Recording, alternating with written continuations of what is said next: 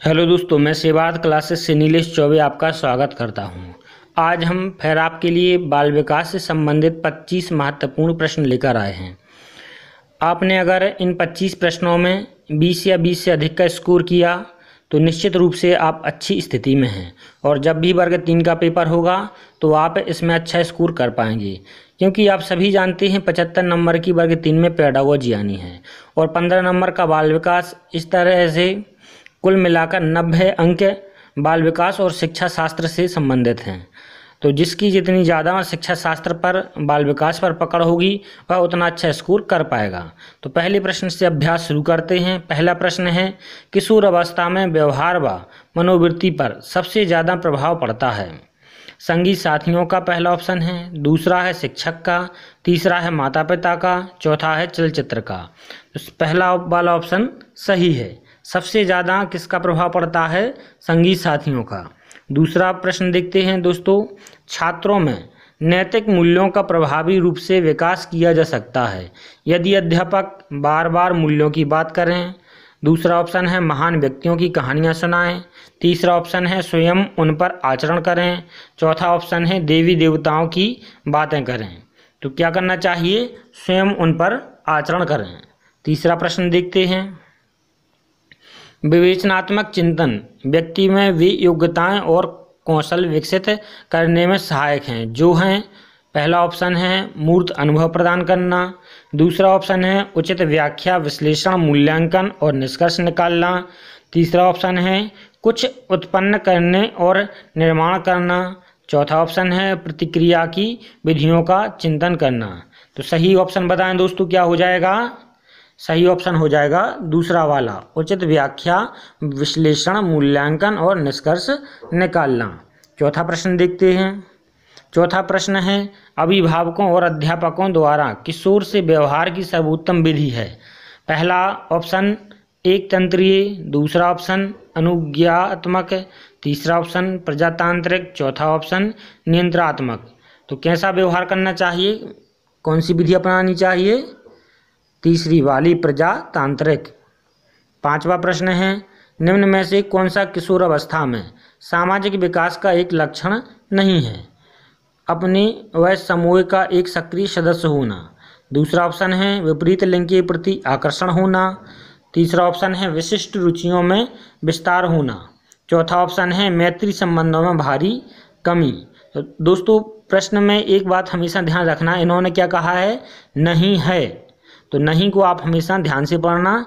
तो कौन सा आंसर सही हो जाएगा?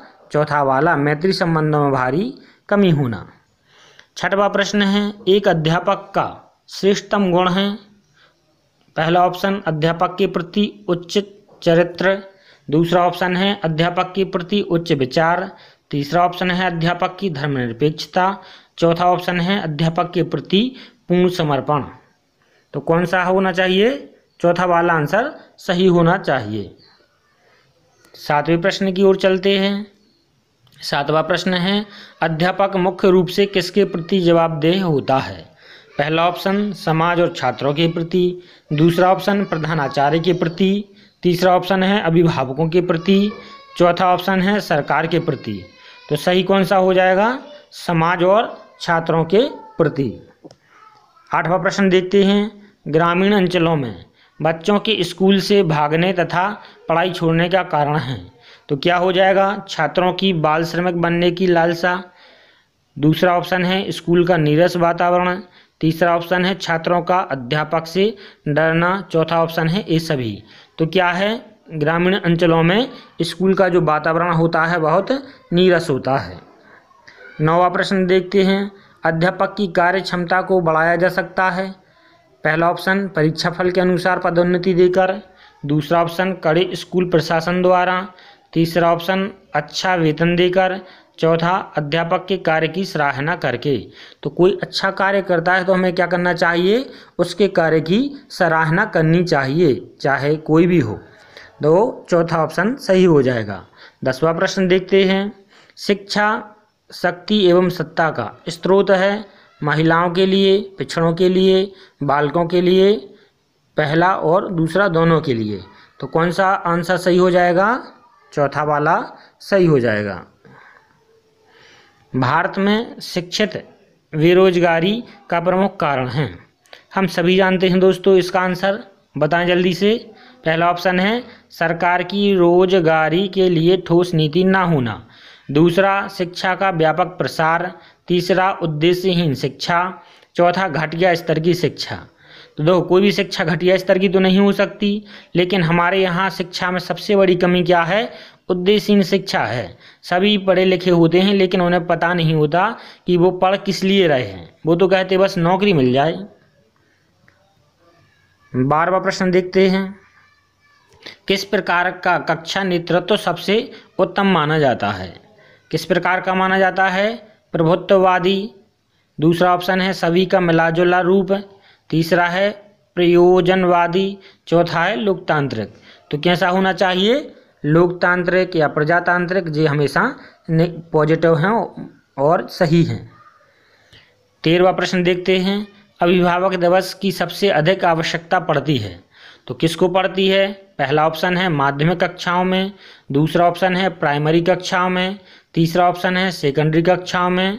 चौथा ऑप्शन है कॉलेजों में। तो अभिभावक दिवस की या पेरेंट्स मीटिंग की सबसे ज़्यादा आवश्यकता किसको पड़ती है? प्राइमरी कक्षाओं में, क्योंकि ये बच्चे छोटे होते हैं इसलिए।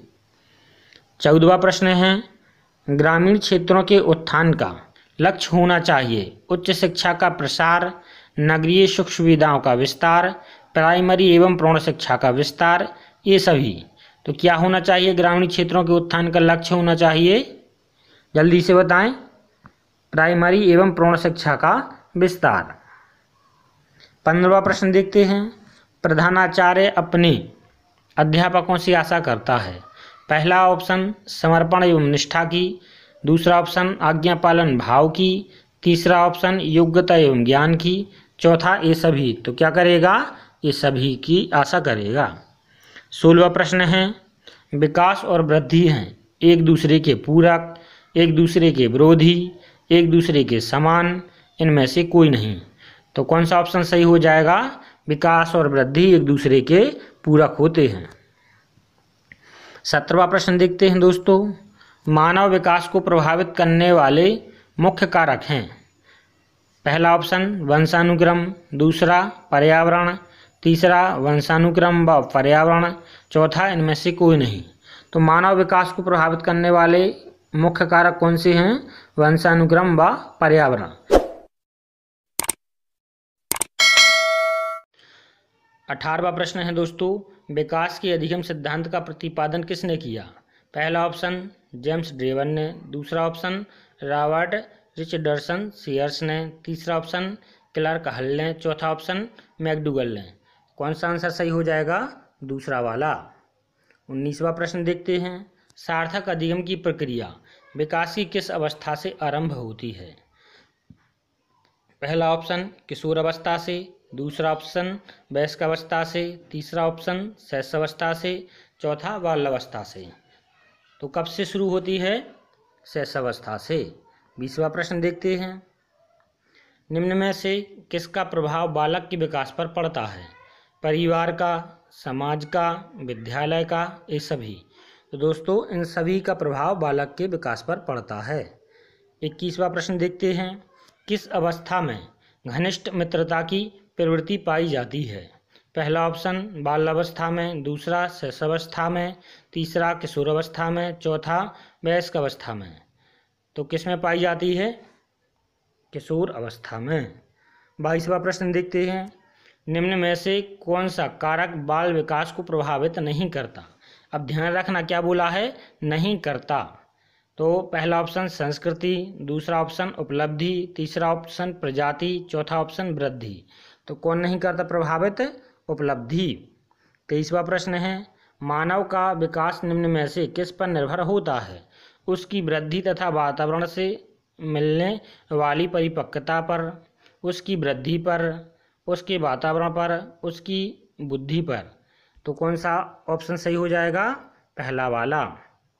24वां प्रश्न है। निम्न में से किस अवस्था में बच्चे अपने समवयस्क समूह के सक्रिय सदस्य हो जाते हैं? पहला ऑप्शन प्रौढ़ावस्था। दूसरा ऑप्शन किशोरावस्था। तीसरा ऑप्शन पूर्व बाल्यावस्था। चौथा ऑप्शन बाल्यावस्था। तो किसमें सक्रिय सदस्य हो जाते हैं? किशोरावस्था में।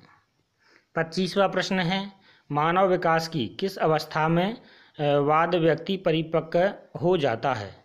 तो किस अवस्था के बाद? बाल्यावस्था के, शैशवावस्था के, किशोरावस्था के, प्रौढ़ावस्था के। तो कौन सा सही हो जाएगा? किशोरावस्था। अगर आपको हमारा चैनल अच्छा लग रहा है, हमारे पढ़ाने का तरीका अच्छा लग रहा है, तो आप इसे लाइक और सब्सक्राइब करें और शेयर करना ना भूलें।